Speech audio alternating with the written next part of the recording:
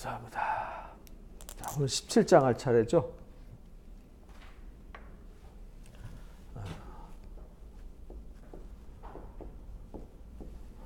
17장인데 우리가 이제 열왕기상 자세히 보면 1장부터 11장까지 이제 솔로몬 얘기죠. 솔로몬. 그리고 이제 12장부터 14장까지 여기 이제 르호보암과 여로보암 얘기입니다. 특히 이제 13장은 이제 여로보암이 이제 타락해서 12장 끝에서 타락해가지고 타락한 여로보암의 그 책망 이야기, 젊은 선지자를 통해서 그 미래가 어떻게 될 것인지 요시야라는 한 사람이 장래에 등장해가지고 아주 그 우상뿐만 아니라 그 사람 아주 시체까지 가루를 만들어 버릴 것을 예고했었잖아요. 그 젊은 선지자가 늙은 선지자한테 속아가지고 불행해지는 이야기. 그 다음에 14장에 여로보암의 아들이 죽고 여로보암의 삶이 이제 마감되는 얘기로 끝나요. 그리고 르호보암이 그때 사역했다는 얘기로. 그리고는 이제 15장에 보면은 이제 핵심이 누구냐면 이제 르호보암과 여로보암인데 아사왕이 유다왕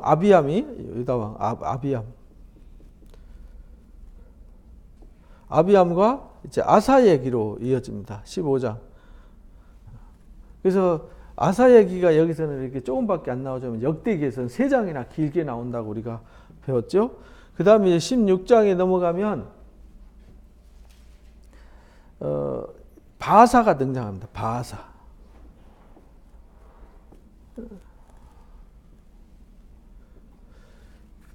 이 아사왕 때 이제 바하사와 이제 전쟁이 있었더라라는 얘기와 그 다음에 이게 바하사 왕조가 바하사의 아들 엘라가 무너지면서 누가 등장하냐면 시므리 왕조가 등장한다고 나오죠. 근데 시므리 왕이 7일간 왕하고 죽습니다. 그리고 오므리 왕조가 등장해야 되는데 이 오므리 왕조부터 이제 복잡해지죠. 이 오므리 왕이 사실은 북이스라엘의 대표 왕조 중에 오므리 왕조와 예후 왕조가 있잖아요. 오므리 왕조의 그 오므리 왕이 굉장히 그 정치를 잘해서 화려하고 힘이 있었지만 성경에는 그거 관심 없다. 신앙 없이 하나님을 사랑하는 마음 없는 그 이야기는 별로 중요하지 않다. 예후 왕조의 여로보암 2세 이야기도 가장 번성하고 나라를 크게 확장하고 힘이 있었지만 거기 관심 없다. 하나님의 관심은 오직 어디에 있느냐? 하나님과의 관계에 있다. 이렇게 이제 우리가 배웠어요.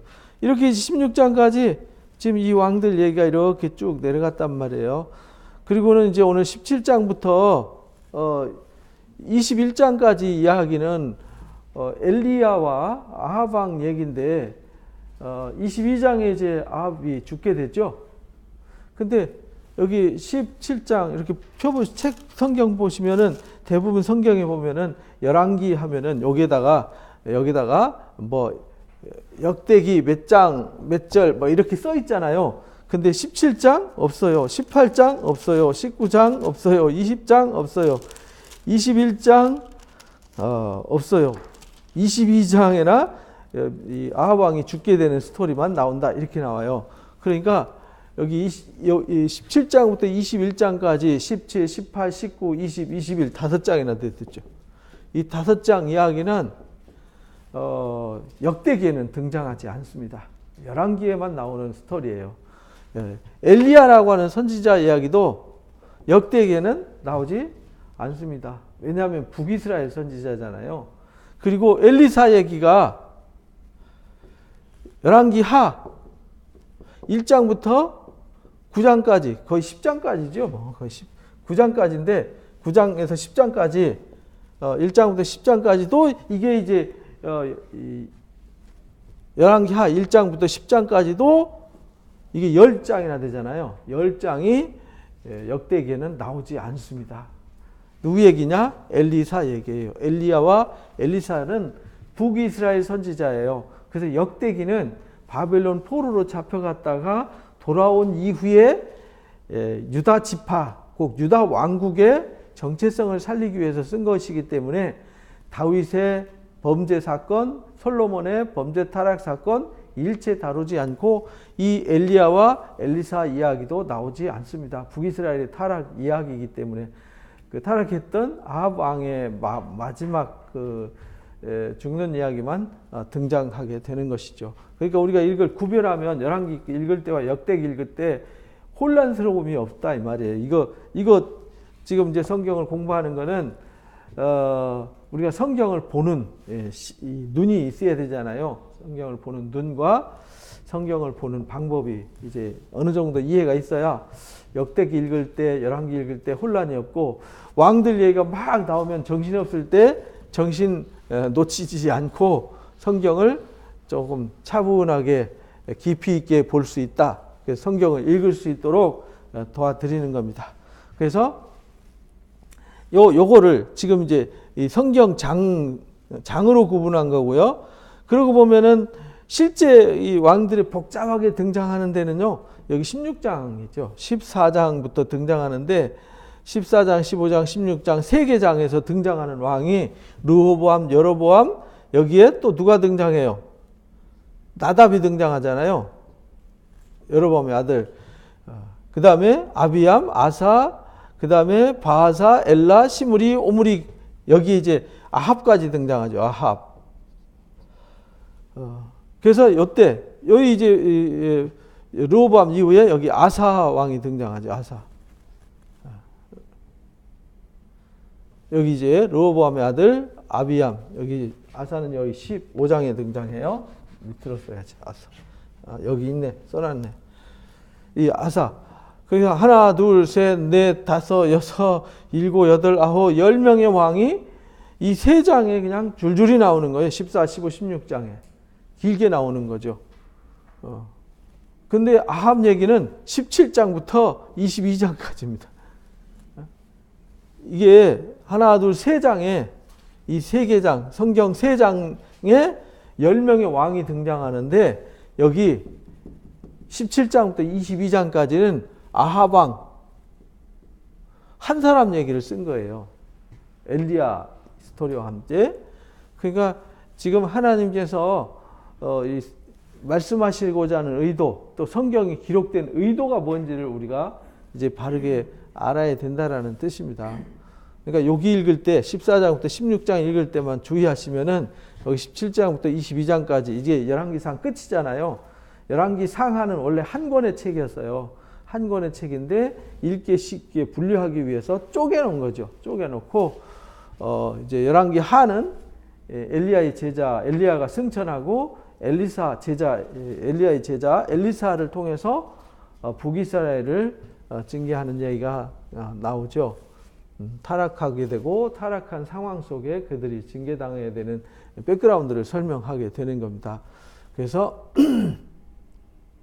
요 구분하는 법만. 그럼 열왕기는 아주 단순해요. 1장부터 11장까지는 솔로몬, 17장부터 22장까지는 아합. 그 다음에 나머지 세 장만 이해를, 세 장 내내 12장부터 13장은 이거 여로보암이 왕으로 북이스라엘이 분리되어가는 상황을 설명한 거니까요. 14, 15, 16장만 이 왕들의 이야기만 이해를 하면 된다. 그래서 이거를 다시 정리를 해드리면 이게 장으로 했을 때 이렇고요.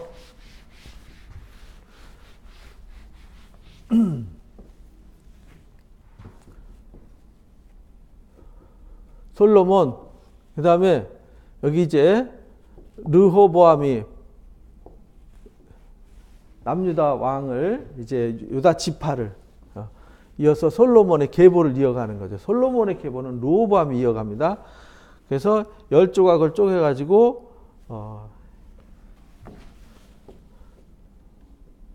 여로보암한테 나라를 쪼개줬죠. 이거를 북이스라엘.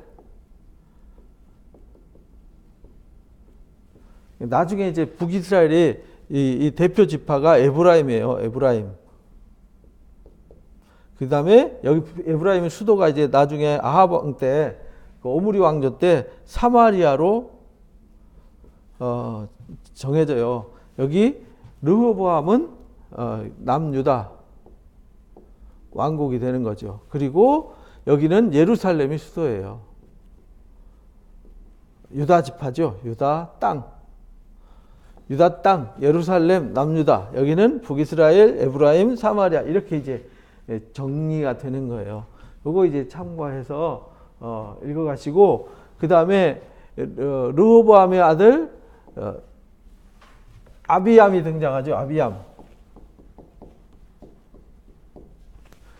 그리고 여기 이제 아사가 등장해요. 아사. 그리고 여기 여로보암의 아들 나답이 등장하고 여기 이제 바하사한테 반역을 당하죠. 바하사의 아들 엘라가 등장하고 엘라가 시므리한테 반역을 당하죠. 7일 왕하고 여기 오므리 왕조가 등장해요. 오므리. 그 오므리 아들 아합이 등장하고 여기 이제 아하시야와 여호람이 이제 등장하게 되는데 요때 아사왕 때 여기 이제 아사왕 때 요 왕들이 등장하는 거예요. 오므리, 아합까지. 여기 이제 41년간 왕 하잖아요. 그래서 도표를 지난주에 설명을 드렸었는데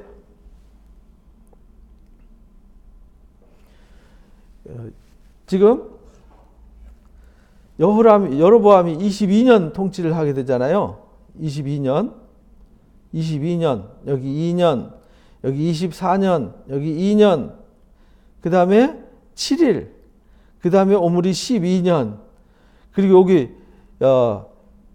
아합왕 4년, 여기 이제 남유다 보면은 874년이었잖아요. 여기 이제 17년, 3년, 그 다음에 41년. 여기서 이제 길게 하는 거죠. 여기 873년에서 여기 870년까지 왕했잖아요. 870년.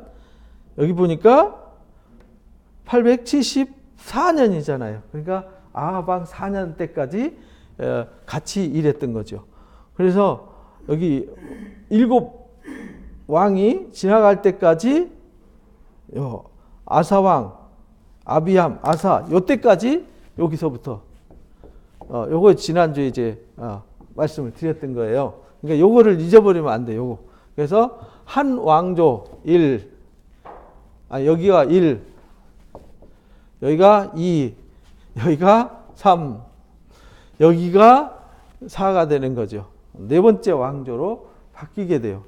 그래서 여기 바뀌어지는 요 상황들이 여로보암이 지은 죄, 금송아지 죄죠.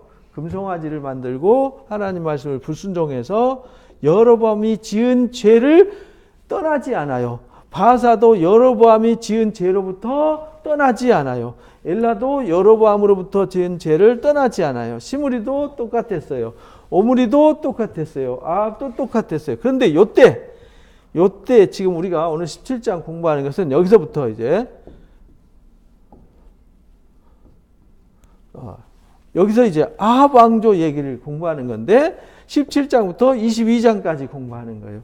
그 다음에 여기 아하시야와 여호람 요때 등장하는 것이 왕하 1장부터 10장까지 스토리입니다. 그래서 지금 요때 여기까지 등장하는 대표 선지자가 엘리야와 엘리사인데 이 엘리야와 엘리사의 그 등장하는 이유는 이 아합 왕조 때 아합이 이세벨과 결혼하게 되죠. 이세벨이 엣발의 두로 지방의 엣발이라고 하는 바알 제사장의 딸이에요. 근데 아주 이세벨이 강력한 카리스마를 가지고 있어서 이 우유부단한 아합을 손에 쥐고 북이스라엘을 금송아지, 이 죄는 금송아지 죄잖아요. 금송아지 죄 플러스 여기 이제 바알 신앙을 끌어들이게 돼요. 그래서 이 바알 신앙이 아주 뿌리 깊이 내리게 되고 남유다까지 여기 아사 이후에 누가 등장하냐면 요때 아합 왕조 때 등장하는 왕이 누구냐면 여호사밧입니다.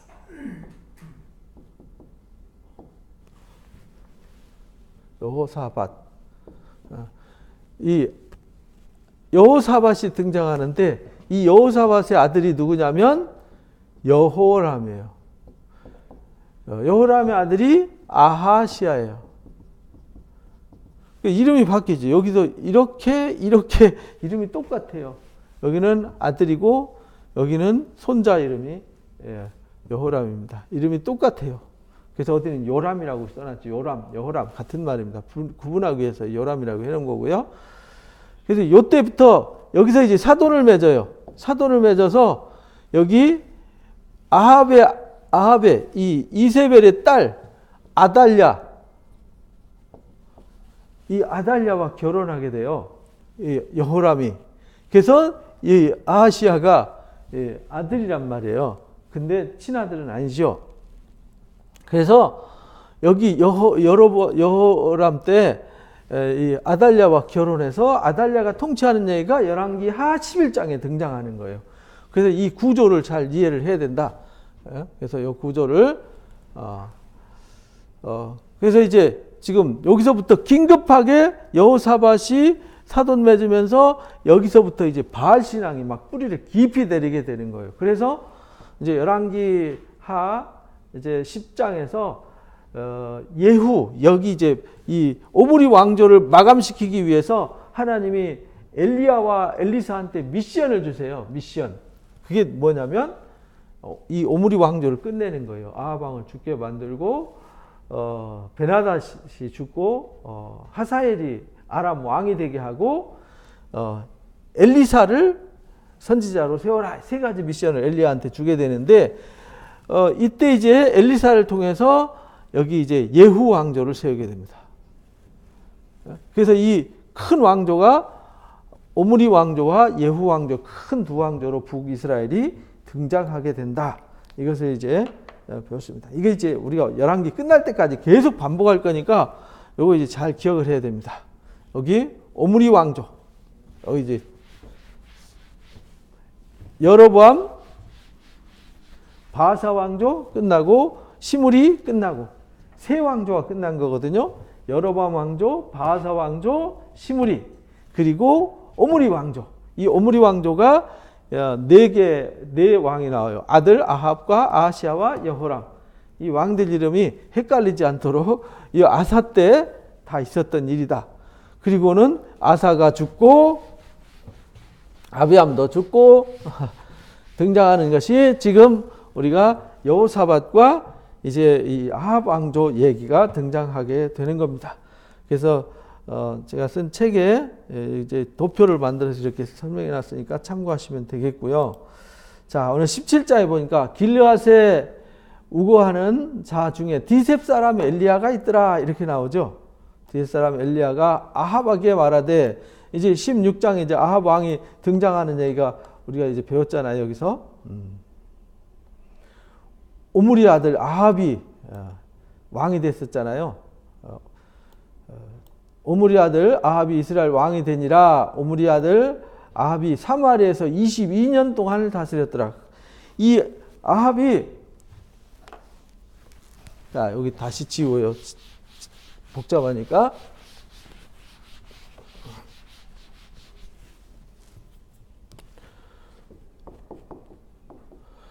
(22년을) 다스리면서 완전히 남유다 왕국을 아주 지독한 금송아지 숭배와 바알 신앙으로 아주 쑥대밭을 만들어 버리죠. 22년 동안. 그래서 이때 긴급 메신저, 이때 당시에 이 아합 왕을 징계하고 깨닫게 하기 위해서 등장한 사람이 엘리야라고 하는 특수한 선지자죠. 역대기에는 나오지 않습니다. 남유다 왕국 선지자가 아니에요. 북이스라엘 선지자예요. 엘리야와 엘리사는.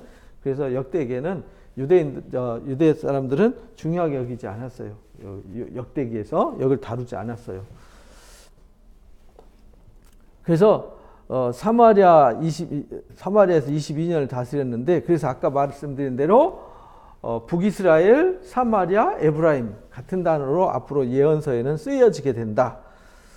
오므리 아들 아합이 그의 이전의 모든 사람보다 여호와 보시기에 악을 더욱 행했더라. 그래서 하나님 보시기에 더욱 타락했어요.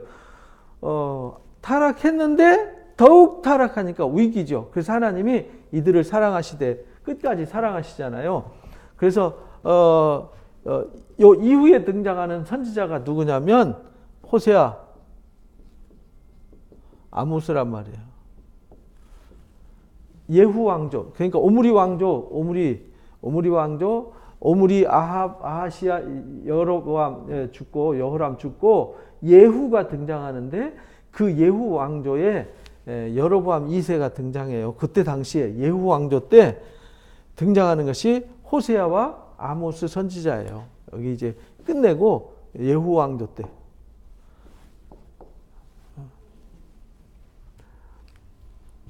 그러니까 이 상황, 지금 북이스라엘이 흘러가는 흐름을 알아야 호세아, 아모스서가 지금 무슨 얘기를 하는지를 알 수 있어요.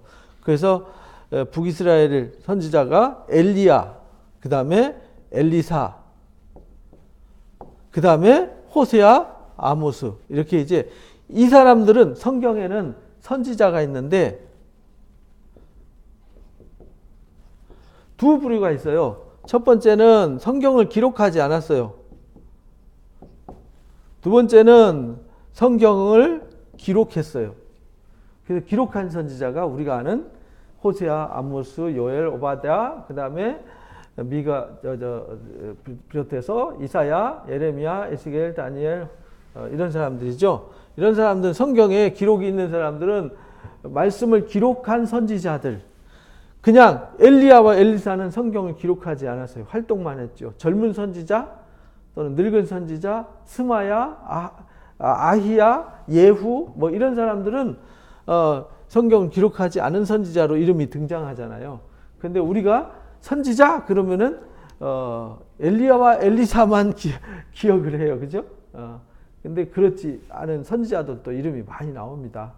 그리고 성경을 기록했던 선지자들만 선지자는 아니었다라는 걸 이제 이해를 하시면 되고요. 주로 성경을 기록하지 않았던 선지자들이 많이 활동했던 그 내용 중에 이제 우리가 잘 아는 나단, 또 이때의 아들, 또 그 다음에 갓이라고 하는 다윗 때 등장했던 선지자죠. 갓 선지자, 그 다음에 나단 선지자 이런 사람들 등장해요. 그런 사람들은 기록이 없어요. 그래서 기록이 있는 선지자, 없는 선지자 기억하시면 되고 지금 아합 왕 때 비롯해서 여기 이제 두 선지자 호세아, 아모스 선지자가 등장하게 된다. 아합 이후에 느바세 아들 여로보암의 죄를 따라 행하는 것을 오히려 가볍게 여기고 시돈 사람 엣바알의 딸 이세벨을 아내로 삼고 가서 바알을 섬겼더라. 그러니까 금송아지 숭배에 바알 신앙까지 더해놨으니까 이제 완전히 이제 우상 혼합 종교로 아주 나라를 엉망으로 만들어 놓은 거죠. 북이스라엘이 이렇게 돼버린 거예요.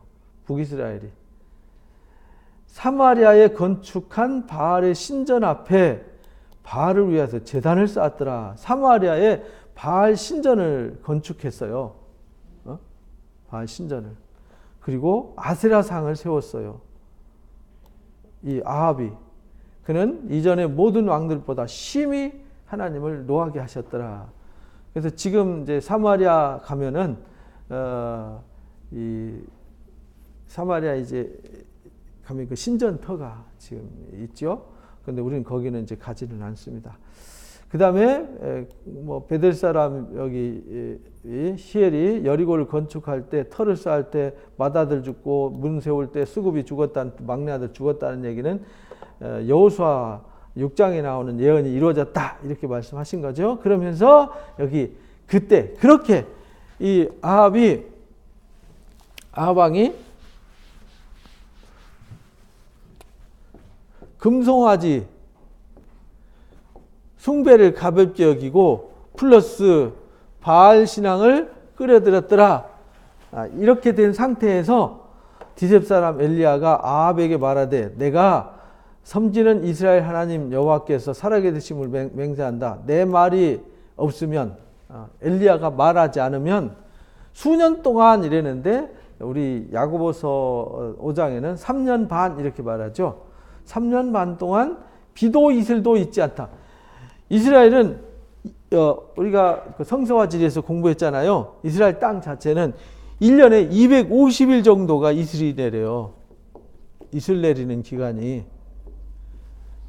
그러니까 비가 안 와도 이 이슬만 있어도 살 수 있죠. 이슬이 우리처럼 조금 내리는 이슬이 아니라 우리 초가을에 보면은 막 이 흠뻑 물이 이렇게 풀숲 이렇게 다니면 옷이 젖을 정도로 많이 이슬이 내리지 않습니까?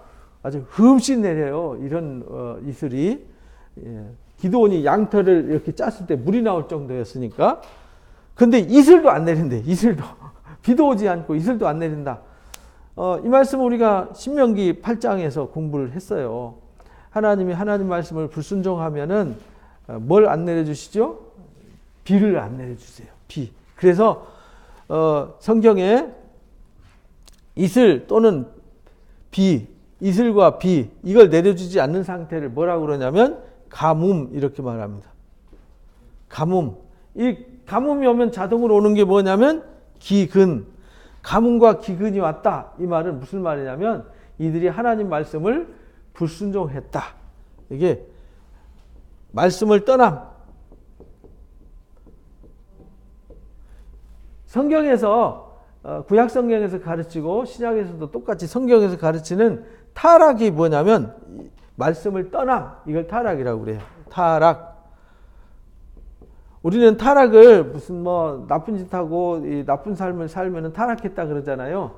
근데 그거는 현상이고 근본은 뭐냐면 말씀을 떠나면 타락해서 부패해지는 거죠. 방탕에 방임하게 되고요. 부패하게 되는 겁니다. 그래서 말씀을 떠나는 것 이것이 왜냐하면은 이런 신들은 금송아지나 바알은 신의 형상이 있잖아요. 신의 형상이 있으니까 형상을 향해서 나가면 돼요. 근데 하나님은 어떤 형상도 없잖아요.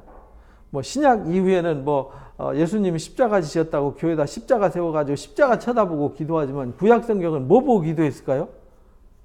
십자가도 없고 무슨 상징이 없잖아요. 언약궤만 있었는데 언약궤도 대제사장이 1년에 한 번 들어가서 보는 정도지 보지도 못해요. 밖에 나올 때는 보자기를 씌워갖고 나왔거든요. 언약궤를 보자기를 씌웠어요. 그러니까 일반인들은 언약궤를 볼 수가 없었어요. 그룹을 볼 수가 없었죠.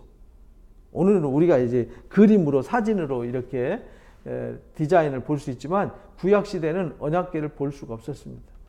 보자기로 쌌으니까. 그러니까 하나님 그러면요 하늘 쳐다보고 어떤 형상도 어디 없어요. 그래서 하나님 앞에 제사 드리는 장소만 갖다 주니까 그들이 쳐다보는 것은 늘 제단이었죠. 제단. 그러다 보니까 뭔 일이 있으면 제단에다가 제사하는 것이 유행이 되어진 거죠. 그걸 산당 이렇게 말해요. 산당. 그래서요 이들이 보여지지 않는데 보여지지 않는 하나님이 그래서 말씀을 주셨거든요. 말씀. 이스라엘 백성이 하나님을 섬기는 유일한 방법은 말씀을 듣는 것이었어요. 그래서 신명기 6장에 쉐마의 말씀 들으라 이스라엘아. 그래서 구약 성경의 모든 이야기나 신약에서도 마찬가지입니다. 계시록 1장 3절도 이 예언의 말씀을 듣는 자 이렇게 말해요. 읽는 자, 듣는 자 이렇게 말했잖아요. 기록이 있을 때는 읽는 거고요. 그 이전에는 들었어요. 모세가 말씀을 기록하기 전에는 귀로 듣는 기능 외에는 없었어요. 그래서 듣고 말하는 구전으로 성경이 전해졌잖아요. 그래서 나중에 기록이 있었지만 그래서 말씀을 듣는 것이 신앙의 출발이었어요. 그래서 이 엘리야가 계시를 받고 와가지고요 내 말이 없으면은 수년 동안 비도 이슬도 없다. 여호와의 말씀에 엘리야에게 임하여 이르시되 너는 여기서 떠나라 동쪽으로 가라. 동쪽 가서 요단 앞 그릿시내로 가라. 그래서요 요단 동쪽이라는 말은 요단강 동쪽 요르단 땅이죠. 그릿시내 그릿이라고 하는 시내 엘리야가 어디 사람이냐면 디셉 사람입니다. 요단강 동쪽에 가면 디셉이라는 동네가 있어요. 디셉이라는 동네에서 이렇게 건너다 보면 아벨 무훌라라고 하는 동네가 보이는데 거기가 엘리사의 고향이에요.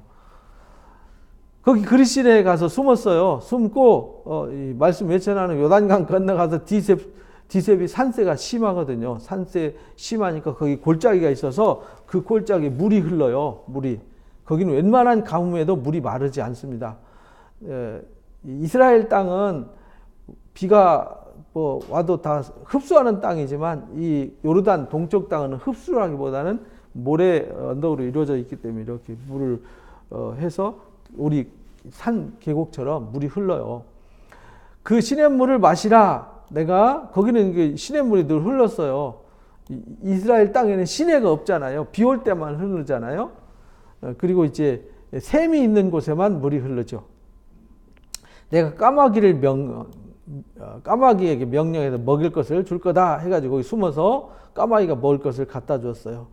그래서 그가 여호와의 말씀과 같이 하여 가서 요단 앞 그리시네에서 머물매 까마귀들이 말씀대로 떡과 고기를 저녁에도 떡과 고기를 가져왔더라. 그리고 시냇물을 마셨는데 비가 오지 않으니까 3년 동안 비가 오지 않으니까 지금도 3년 동안 비가 안 오면요 현대 문명사회에서도 난리가 납니다. 난리가 나죠. 뭐 저수지 다 말릴 거고요, 그죠? 우리 강물도 다 말라버릴 거예요. 3년 비 한 방울도 안 오면.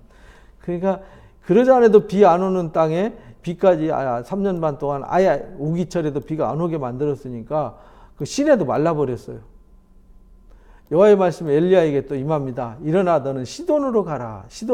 시돈에 가면 근데 왜 시돈으로 가라 그랬을까? 생각해 보세요. 왜 시돈으로 가라 그랬을까요? 가라고 할 때는 시돈으로 가라.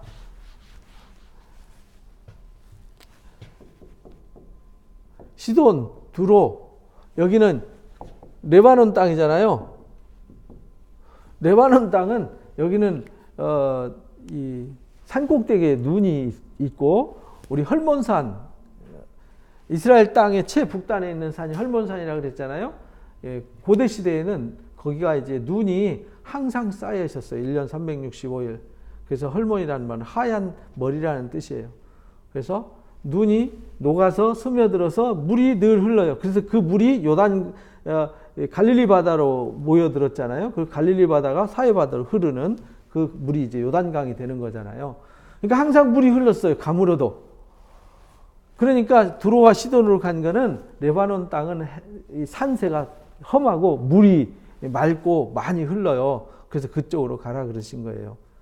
왜냐하면 여긴 물이 시내가 없으니까 물 없는 데서 죽게 놔둘 수는 없잖아요. 사르밧에 가서 거기 머물라. 그것 과부에게 명령하여 내게 음식을 주게 하였느니라. 근데 얼마나 가물었는지 여기도 물이 잘 안 마르거든요. 근데 여기서도 문제가 생겼어요. 일어나서 사르밧으로 갔어요. 사르밧이 내내 그 시돈 땅에 있어요.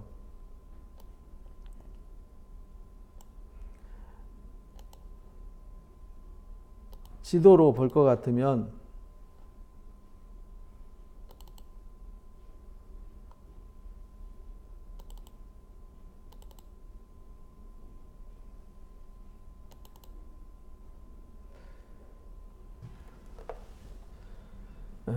여기가 시돈이잖아요.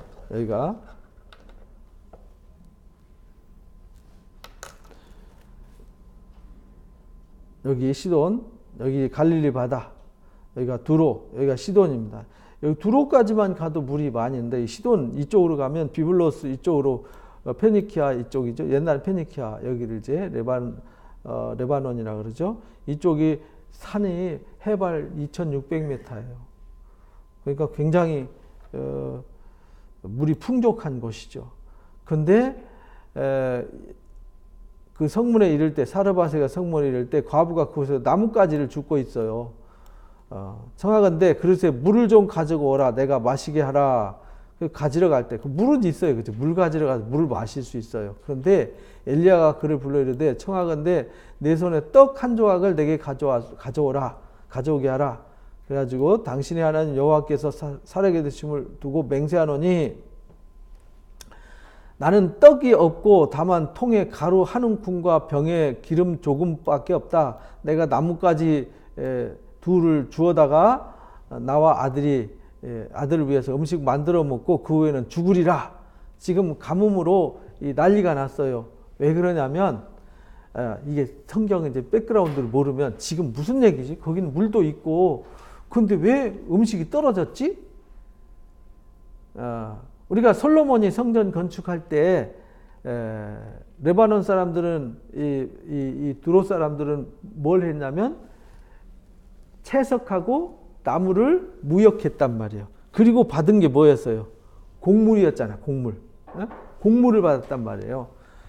곡물을 받아서 먹고 살았는데 지금 이스라엘 땅이 가물으니까 곡물을 수출 못해요. 그러니까 덩달아 문제가 생긴 거죠. 지금도 그렇잖아요. 우리가 남미라든지 뭐 이런 이 중국이라든지 이런 데 곡물이 가물어 가지고요. 곡물이 생산이 안 되면요. 우리는 이 식품값이 확 과일값이 확 올라 가지고 우리도 어려움을 겪지 않습니까? 똑같습니다. 여기도 무역이 안 되니까 음식이 없었어요. 엘리야가 그들에게 이르되 그 레바논 땅 가보면 그 사르밧 쪽에 그래도 거기는 농사를 지을 수가 있거든요. 평지가 있어요. 근데 많지가 않아요. 다 산악지대라서 이 사람들은 그래서 솔로몬이 농사 지어 먹으라고 땅 줬더니 쓸모없는 땅이다 해서 가불이라고 썼잖아요. 가불이라는 말은 쓸모없는 땅 이런 말이거든요. 갈릴리 땅 줬더니 농사 지어 먹으라고 줬더니 쓸모없는 땅 줬다고 불평했었잖아요. 이르되 두려워하지 말고 가서 내 말대로 하려니와 먼저 그것을 나를 위해서 작은 떡 한 개를 만들어서 내게 가져오게 하고 그 후에 너와 내 아들을 위해서 만들라. 여기 말씀이 보면 가서 걱정하지 말고 먼저 그것으로 나를 위해서 떡 만들어 와. 그리고 그 후에 너와 내 아들을 위해서 만들어. 아니 만들면 없는데 또 만들라 그러잖아요. 이스라엘 하나님 여호와의 말씀이 그러면서 그 남은 거 마지막 떡은 나한테 주고 너는 다른 재료를 가지고 떡을 만들어 먹어 이 얘기잖아요. 이스라엘 하나님 여호와의 말씀이 나 여호와가 비를 지면에 내리는 날까지 그 통의 가루가 떨어지지 아니하고 그 병의 기름이 없어지지 아니하리라 라고 말씀하셨다. 근데 이 여인이 엘리야가 한 이 말 이걸 믿을 수 있어야 요거 한 끼 먹고 죽으려고 하는데 요 한 끼 먹고 죽으려고 한 이거를 엘리야한테 줄 수 있는 믿음은 뭐냐면 하나님이 기름병에 기름 떨어지지 않고 이 곡식통에 곡식이 떨어지지 않게 한다. 이 말씀을 믿어야 되는 거잖아요. 아직 아무것도 없는데 어떻게 준다는 것도 없잖아요. 그냥 있게 한다. 근데 그 말을 믿었어요. 이 사르밧 여인이 이 말씀 믿고요. 가서 엘리야의 말대로 했어요. 그래서 말씀을 순종할 때 능력이 나타난다라는 섭리를 가르쳐 주신 거예요. 구약성경이나 신약성경 다 뒤져보면 모두 다 하나님 말씀을 순종할 때 능력이 나타나잖아요. 그러니까 우리는 그냥 바보처럼 그냥 어린아이처럼 말씀을 따라서 순종만 하면 됩니다. 기쁨으로. 순종이라는 말은 기뻐서 자원해서 즐거워서 하는 것을 이제 순종이라고 그렇게 말해요. 그와 엘리야와 그의 식구가 여러 날을 먹었더라. 여호와께서 엘리야를 통해서 하신 말씀 같이 통의 가루가 떨어지지 않았고 병의 기름이 없어지지 않았더라.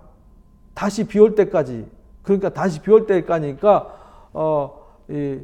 그리신에 가서 비가 안 와서 결국은 사르밧까지 왔으니까 요 기간이 얼마 걸렸는지는 기록이 없으니까 상당한 기간 동안 곡식을 이 통에서 또는 기름통에서 떨어지지 않도록 은혜를 베푸셨다 이런 말이죠. 이 일 후에 그 집 주인 되는 여인의 아들이 병들어서 증세가 심히 위중해서 숨이 끊어져 가요. 여인이 엘리야한테 말합니다. 하나님의 사람이여 당신이 나와 더불어 무슨 상관이 있기로 내 죄를 생각나게 하고 내 아들을 죽게 하려고 내게 오셨나이까. 그러니까 이 여인은 하나님의 은혜로 지금 먹고 사는 문제는 해결됐는데 엘리야가 오는 바람에 자기 죄가 생각났다. 그래서 자기 자식이 죽은 것이 자기 죄 때문이다 이렇게 생각을 했어요.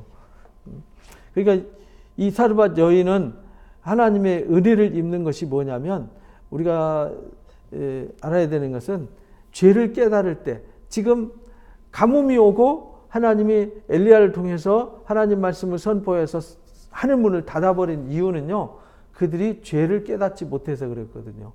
죄를 깨닫지 못하니까 회개하지 않았어요. 그래서 나타난 일이었잖아요. 근데 이 여인은 깨달았어요. 그래서 이 사르밧 과부 집에 엘리야를 보내주셨고 그 여인이 엘리야를 만나고 나서 하나님 말씀이 자기에게 이루어지는 걸 봤잖아요. 그리고 나서 자기 돌아보니까 자기가 얼마나 하나님 떠나서 우상을 숭배하고 죄악 가운데 살았는지를 알게 되었어요. 그런데 그 죄 때문에 아들이 죽었다고 생각한 거죠.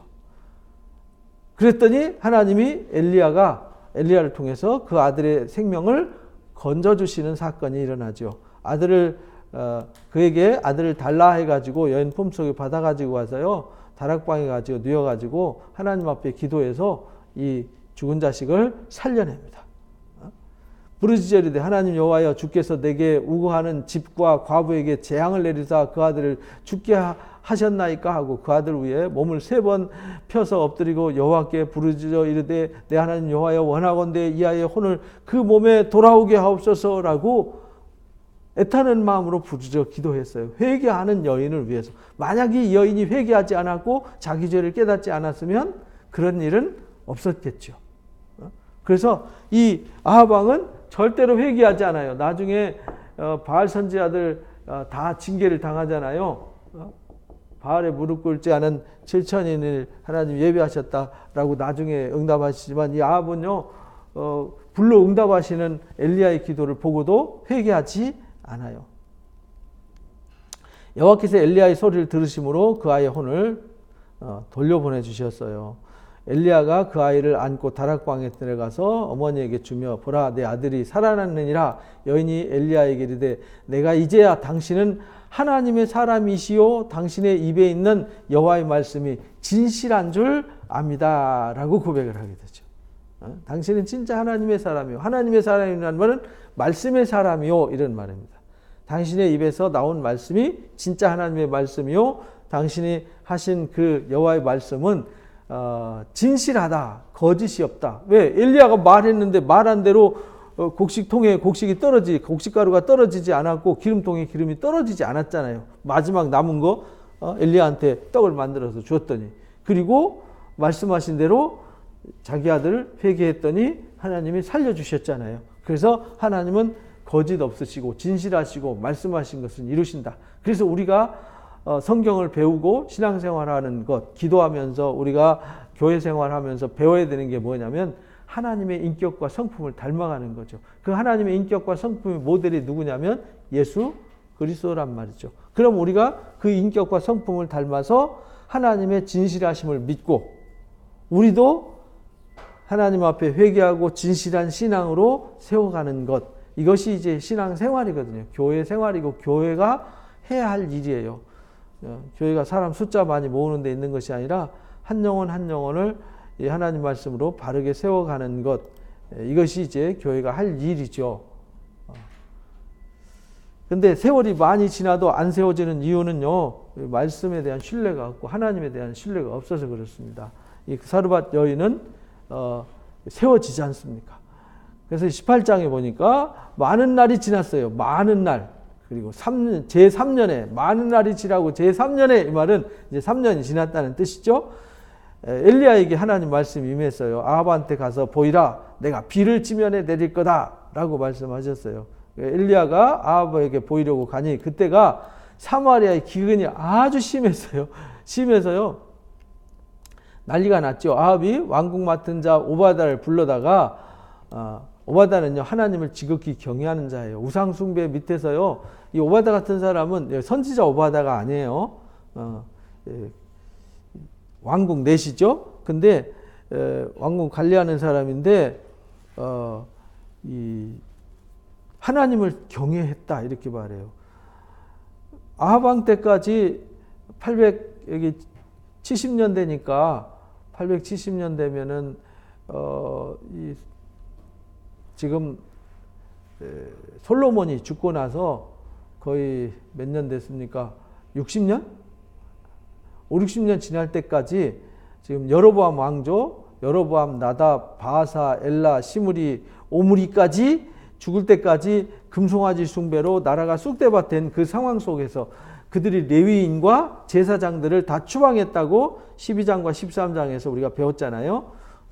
제사장도 레위인도 다 추방시켰는데도 불구하고 하나님을 경외하고 사랑하는 그 신앙을 지켰다. 대단한 거죠. 누가 가르쳐주는 사람도 없는데.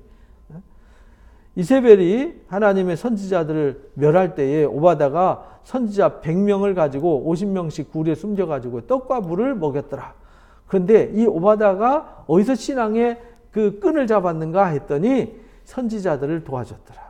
그래서 의인을 도와주는 사람들이 복이 있어요. 나중에 이제 열왕기 하에 엘리사를 도와준 사람들에게 하나님의 은혜를 베푸시는 것을 볼 수 있습니다.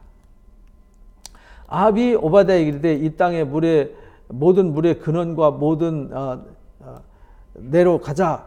혹시 꼴을 얻으리라. 그러면 말과 노새를 살리리니 짐승을 다 잃지 않으리라 하고 이제 아합한테 얘기를 합니다. 두 사람이 두루 다니며 땅에 나눠서 아합은 홀로 이 길로 가고 오바다는 홀로 저 길로 가니라. 물 구하러 온 사방을 헤매는 거죠. 오바다가 길 가다가 엘리야를 만납니다. 지금 물을 찾아 난리가 났는데 엘리야를 만납니다. 그가 알아보고 엎드려 내 주 엘리야여 당신이니까 그가 대답하되 그렇다. 가서 내 주에게 말하기를 왕한테 말하기를 엘리야가 여기 있다라고 가서 전해라. 이제 내가 그러니까 그 오바다가 말합니다. 내가 무슨 죄를 범했기에 당신의 종을 아합의 손에 넘겨 죽이게 하려고 하십니까? 왜냐하면 아합 왕한테 가가지고 엘리야가 여기 있습니다라고 말했는데 와보니까 엘리야가 없으면 오바다는 거짓말쟁이가 돼서 죽을 수 있거든요. 그래서 어찌 나를 이렇게 위기에 몰아넣습니까? 그러니까 당신의 하나님 여호와께 살아계심을 두고 맹세합니다. 내 주께서 사람을 보내 당신을 찾지 아니한 족속이나 나라가 없었는데, 이 말은 엘리야가 선포하고 나서 비가 오지 않았어요. 그런데요, 신기한 건요, 비가 오지, 하나님이 엘리야를 통해서 말씀하셔서 비가 오지 않는다, 이건 믿었어요. 왜? 진짜 비가 오지 않으니까. 그러면 하나님의 말씀 앞에 와서 회개하고 신앙을 회복하면 하나님이 회복 주신다고 신명기 30장에 말씀하셨잖아요. 그리고 성전 봉헌할 때 봉헌기도 있잖아요. 열왕기상 8장에 솔로몬이 성전을 봉헌하고 기도할 때 하나님 우리 백성이 죄를 져가지고 하나님이 하늘문을 닫아서 비가 오지 않을 때 그들이 이 성전을 향해서 회개하고 기도하면 하늘문을 여시고 비를 내려 주십시오. 응답해 주십시오. 이렇게 기도하라고 이 솔로몬한테 가르쳐 주셨단 말이죠. 그러면은 엘리야가 비가 오지 않는다라고 선언해서 비가 오지 않으면은 방법은 생각해서 말씀을 깨달아서 가서 회개하면 비가 주시는데 회개할 생각은 안 하고 물구하러만 다니고 엘리야 잡아 죽일 생각만 하잖아요. 이게요, 왜 그러냐면 지혜와 총명이 없기 때문에 그래요. 그래서 에베소서 4장에 보면은 하나님이 없는 사람들은 지혜와 총명이 없어져요. 무지해지고 완악해져서 결국은 자신을 방임하게 된다. 이렇게 이제 에베소서 4장에서 가르쳐 줬지 않습니까? 그것처럼 이 무지해져 가지고요, 뭘 해야 될지를 몰라요. 그래서요, 하나님을 알게 하고 하나님의 말씀을 깨닫게 하는 것은요, 내가 똑똑해서 잘나서가 아니라 하나님의 은혜로 되어지는 거예요. 어떤 자에게 은혜를 베푸냐? 은혜 베풀 자에게 은혜 베풀고 긍휼을 베풀 자에게 긍휼을 베푼다. 우리가 이제 출애굽기 33장에서 우리가 배웠어요. 하나님은 어떤 하나님인지. 어떤 자에게 은혜 베푸냐? 겸손한 자, 낮은 자, 죄를 회개하는 자, 그에게 은혜를 베푸시는 거죠. 그래서 회개하라, 천국이 가까웠느니라 라고 외친 거예요. 당신을 찾지 않은 나라가 없었다는 거예요. 내 주께서 사람 보내가지고요, 온 나라 다 뒤졌다 이 말이죠. 말하기를 엘리야가 없다 하면 그 나라와 그 족속 모두 족속으로 당신을 보지 못하였다는 말을 맹세하게 했다. 왜냐하면 엘리야 못 봤다 그러면 맹세하게 했어요. 근데 엘리야 거기 있어요. 그 동네는 이제 다 죽는다는 거죠. 이렇게 맹세시킬 정도로 아주 이 가뭄이 심했다는 거죠. 이제 당신의 말씀이 가서 내 주에게 말하기를 엘리야가 여기 있다 하라 하시면 내가 그렇게 맹세했는데 거짓말하면 나 죽습니다 이 말이잖아요. 모든 사람들이 엘리야 봤어 못 봤어? 못 봤습니다. 만약에 엘리야가 있다는 게 증명되면 너희들 다 죽어 이래가지고 맹세시켰다 이 말이죠. 그 오바다도 그 맹세를 했어요. 그러니까 이제 큰일 났죠.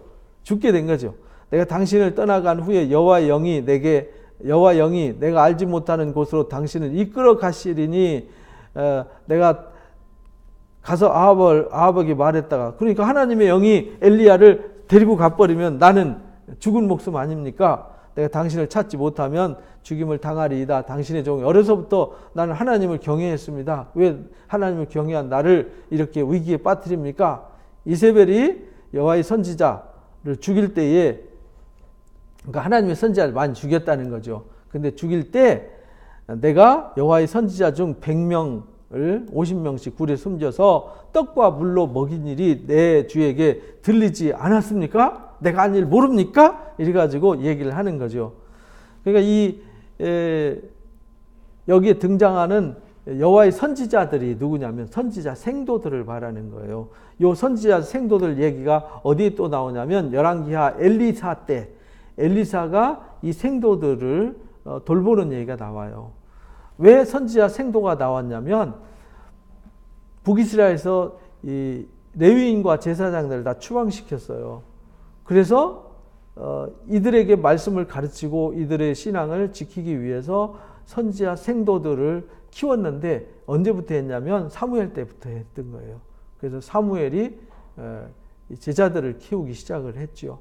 그러니까 교회가요 제일 중요한 게 뭐냐면 제자를 키우는 겁니다. 사람 키우는 일, 사람을 양육하고 키우는 일을 하지 않으면 미래가 전혀 없다는 걸 성경이 그렇게 가르치고 역사가 그렇게 가르치는데도 예수님도 사도 바울도 끝까지 외친 게 뭐냐면 제자 세워라, 제자 세워라. 이것이 이제 말씀의 외침이었는데 요즘은 제자 세우는 일을 게을리하죠. 제자 세우는 일을 게을리하면 하나님의 뜻에 순종하지 않는 겁니다. 이제 당신의 말씀에 가서 내 주에게 말하기를 엘리야가 여기 있다 하라 하시니 그러면 그가 나를 죽일 겁니다. 엘리야가 이르되 내가 섬기는 하나님의 살아계심을 두고 맹세한다. 내가 오늘 아합에게 보이리라. 걱정하지 마. 내가 하나님의 이름으로 맹세한다. 이거 하나님의 이름으로 맹세한다는 말이 제일 두려운 말이었어요. 그래서 성경에 나 여호와가 말했다. 나 여호와가 말한다. 이건 이제 하나님의 명예를 걸고 말씀하시는 거예요. 그래서 하나님은 거짓이 없으세요. 하나님 한번 입에서 나온 말씀 반드시 지키시기 때문에 하나님의 이름으로 맹세하죠. 오바다가 가서 아합에게 말합니다. 엘리야를 만나러 가다가 엘리야를 볼 때에 아합이 그에게 이르되 이스라엘을 괴롭힌 자여. 그래서 만나는데요. 엘리야가 아합에게 나갈 때 엘리야가 말씀으로 비가 오지 아니라 했기 때문에 비가 오지 않아서 가물었기 때문에 지금 난리가 났으니까 아합이 지금 막 열이 확 올라 있는 거죠. 이스라엘을 괴롭지 않은 자여. 이렇게 이스라엘 괴롭게 한 거는 엘리야가 아니라 그들이 타락해서 하나님이 하늘문을 닫은 거지. 지나가다가 내일부터 비 안 올 거야 이렇게 막 엘리야가 목니 물었다고 해서 갑자기 비가 안 온 거 아니잖아요. 하나님이 그들의 타락의 결과로 엘리야를 통해서 말씀을 선포한 거지. 그럼 엘리야한테 이렇게 말하는 건 하나님을 대적하는 것과 똑같다 이 말이에요. 그가 대답하되 내가 이스라엘을 괴롭게 한 것이 아니다. 당신과 당신의 아버지 집이 괴롭게 한 거다. 내가 했니? 너희가 그랬겠지. 이렇게. 여호와의 명령을 버리고 바알을 따랐기 때문에 하나님이 하늘문을 닫은 거지. 내가 비 오지. 내가 무슨 능력이 있어서 하늘에다가 무슨 천막을 쳤냐? 이런 말이죠. 내가 하늘에 천막 칠 수 있니? 내가 비 오지 않게 하고 비 오게 할 수 있는 힘이 나한테 있니? 성경에 있지 않냐? 하나님이 너희들이 하나님 말씀을 불순종하면 비를 내리지 않는다고 말씀하시지 않았느냐? 그거 너희가 타락했기 때문에 그런 거다. 그런즉 사람을 보내서 온 이스라엘과 이세벨의 상에서 먹는 바알 선지자 450명과 아세라 선지자 400명을 갈멜 발멜산으로 모아서 내게로 오게 하소서. 이래가지고 이제 기도 대결을 하는 거죠. 그래서 갈릴리산으로 다 모았어요. 엘리야가 모든 백성을 가까이 나와 이르되 너희가 어느 때까지 둘 사이에 머뭇거리겠느냐. 이 말은요, 바알 하나님과 여호와 하나님 사이에 머뭇거리고 있었다는 거예요. 이 백성들이. 왜? 제사장도 없고 선지자도 다 죽이고요, 숨어 있고 이런 상황이 되니까 백성들은 말씀을 들을 수 있고 하나님에 대해서 알 수 있는 기회가 없잖아요. 그러니까 전통적으로 배웠던 것만 막연하게 알고 있잖아요. 그래서 바알 하나님과 여호와 하나님 사이에 혼란이 있었다. 왜? 바알도 비를 내리는 하나님이에요. 또 여호와 하나님도 비를 주관하는 하나님으로 이해를 했어요. 그러니까 바알 하나님과 여호와 하나님이 헷갈리는 거예요, 이게. 그래서 금송아지를 만든 거예요. 이스라엘 백성이 광야에서 40일 동안 모세가 말씀 받을 때 금송아지 만든 것이, 그들은 하나님은 뭔가 보여야 된다고 생각했어요. 하나님은 아무것도 안 보이잖아요. 갑자기 모세가 사라지니까 누가 사라진 거냐면 그들을 인도한 하나님이 사라진 것 같았어요. 왜? 모세를 통해서, 모세의 집행을 통해서 다 이랬는데 모세가 사라졌어요. 그 다음에 뭐가 보이죠? 아무것도 없어요. 하나님도 안 보이죠. 음성도 없죠. 뭐 능력도 없죠. 그냥 퍼져 앉아 있으니까 그들이 두려워서 만든 것이 금송아지였다는 거죠. 여기도 똑같아요. 그래서 머뭇거리고 있어요. 여호와가 만일 하나님이면 그를 따르고 바알이 하나님이면 그를 따르라. 백성들이 한마디도 대화하지 못했어요. 왜냐하면 헷갈렸어요. 누가 하나님인지. 요즘도 신천지가 외치는 하나님, 여호와 증인이 외치는 하나님, 몰몬교가 외치는 하나님, 또 뭐 안상홍이가 외치는, 똑같이 성경 가지고 하나님이라고 그러는데 우리가 말하는 하나님과 그들이 말하는 하나님, 사기꾼들이 말하는 하나님, 그럼 어떤 하나님이 진짜 하나님이냐 이 말이죠. 엘리야가 백성이 이르되 여호와의 선지자는 나만 홀로 남았으나 바알의 선지자는 450명이다. 450명, 바알 선지자 450명. 한번 대결해보자 이 말이죠. 송아지 둘 가지고 와라. 조건을 건 거죠. 송아지 한 마리씩 택해라. 그리고 각을 떠가지고 나무 위에 올려놓고 불은 붙이지 말자. 나도 송아지 한 마리를 잡아서 나무에 불을 붙이지 않고 올려놓을 거다. 너희는 너희 신의 이름으로 기도해라. 나는 여호와의 이름으로 기도하겠다. 그리고 불로 응답하신 그가 하나님이다. 하나님은 누가 하나님이냐? 불로 응답한 그가 하나님이다. 그러니까 바알도 하나님이고 여호와 하나님도 하나님이었어요. 그러니까 똑같은 하나님으로 생각해서 이게 헷갈리는 거죠. 그 말이 옳다 해가지고 시작하죠. 그래서 너희 숫자가 많으니까 너희가 먼저 해라. 그래가지고 송아지를 잡아서 그 신의 이름을 부르라. 그러나 불은 붙이지 말라.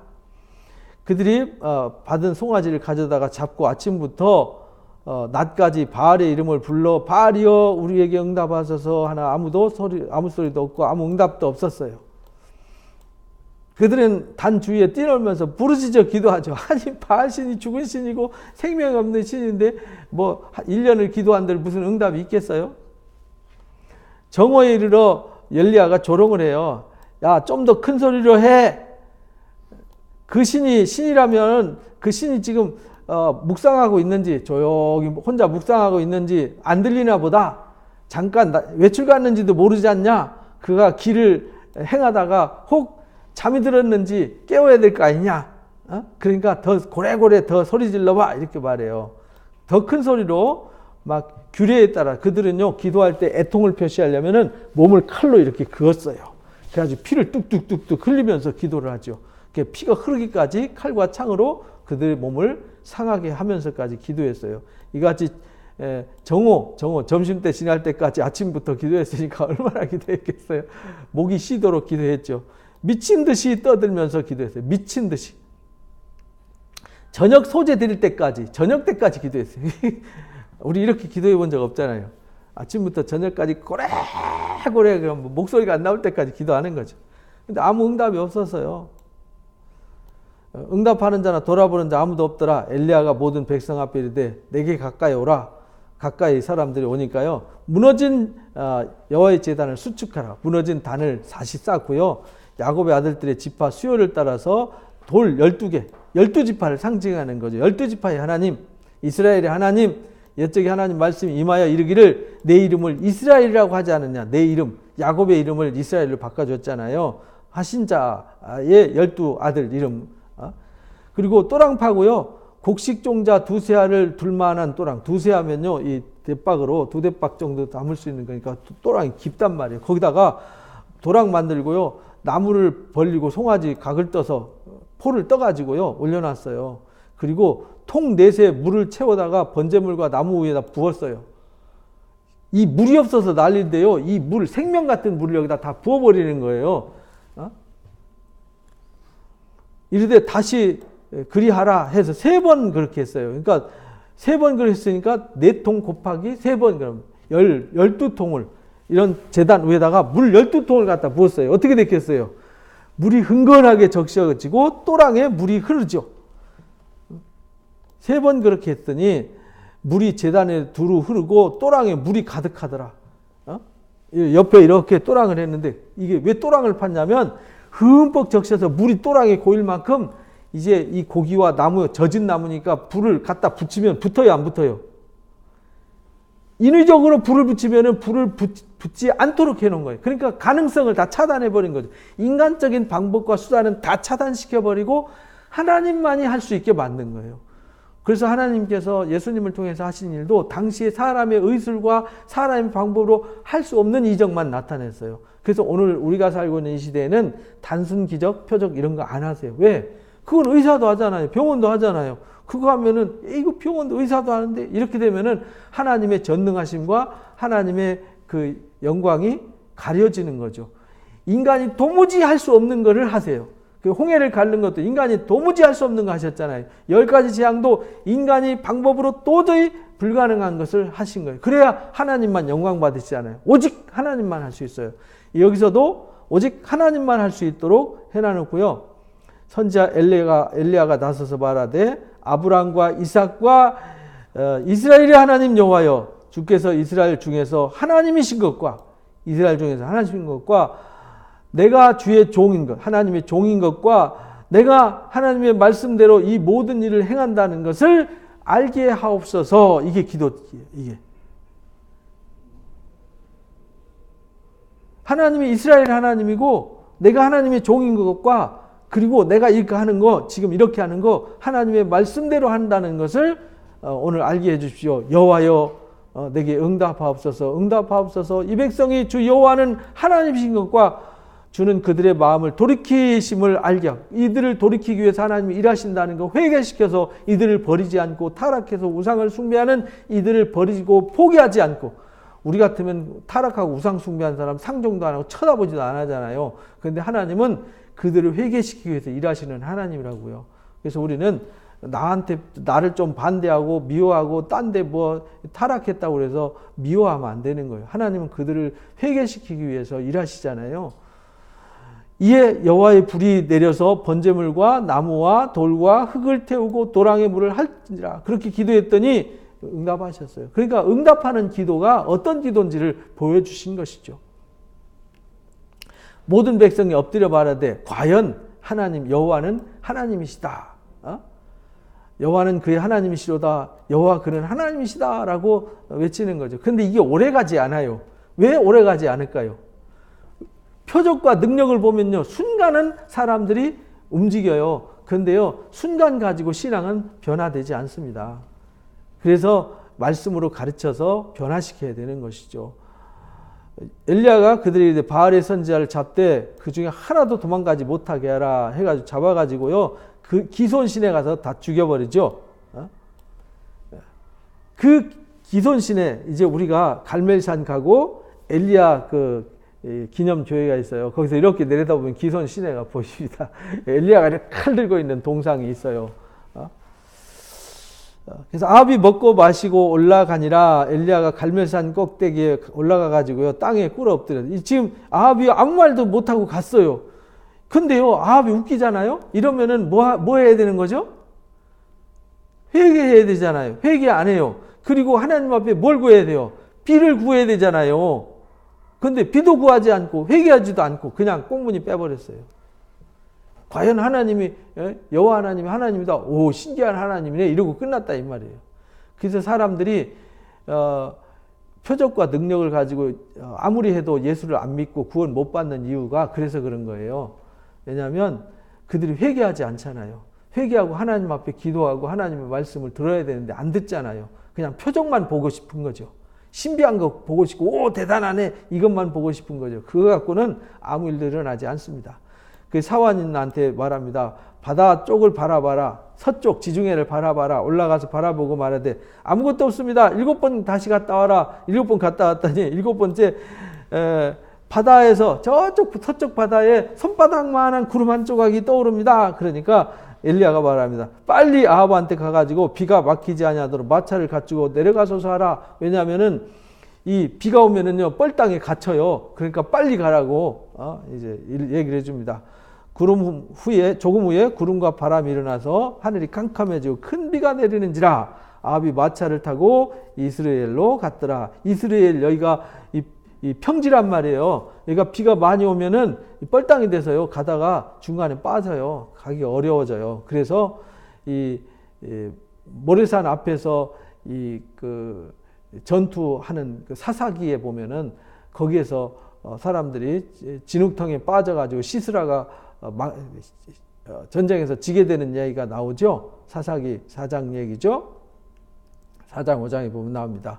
여호와의 능력이 엘리야에게 임함에 그가 허리를 동이고 이스라엘로 들어가는 곳까지 아합 왕 앞에서 달려갔더라 이렇게 말하죠. 이렇게 해서 엘리야를 통해서 아합한테 긴급 메신저를 보내가지고요. 이거는 신이 아니야. 이것도 신이 아니라고. 여호와 하나님이 신이라고 라고 말씀을 외치고 보여줘도 이들은 회개하지 않습니다. 그래서 호세아 선지자가 타락한 여인, 방탕한 여인 고멜과 결혼해가지고 자식을 낳잖아요. 그래서 아들 이름을 로암미라고 해라. 암미란 말은 백성인데 로는 부정사예요. 백성이 아니다 이 말이죠. 이제 너희는 내 백성이 아니야.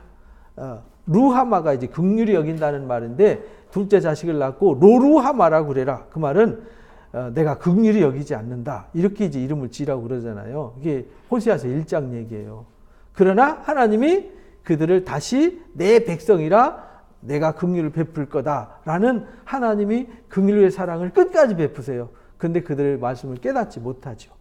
호세아 얘기를 상세히 읽어보면 이 스토리를 알고요. 호세아서를 읽어보면 가슴이 절절함이 느껴져요. 근데 그걸 모르고 보면 호세아 이거 뭔 얘기하는 거지? 모르게 됩니다.